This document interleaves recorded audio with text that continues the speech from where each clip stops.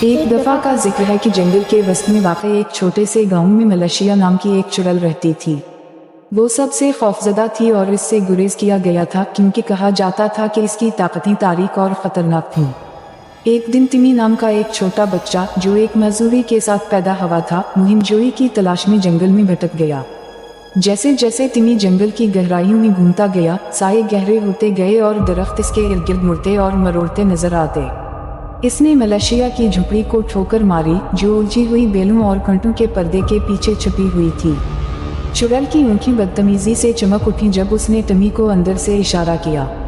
ملشیا نے تمی پر انکشاف کیا کہ وہ اس کا انتظار کر رہی تھی کیونکہ اس کے پاس اسٹور میں ایک خاص تحفہ تھا۔ اس نے اس کی مزدوری کا علاج کرنے کا وعدہ کیا لیکن ایک خوفناک قیمت پر۔ تمی دوسرے بچوں کی طرح چلنے اور دوڑنے کے لیے بے چین اس کی شرائط پر راضی ہو گئی۔ جیسے ہی چند آسمان پر نیچے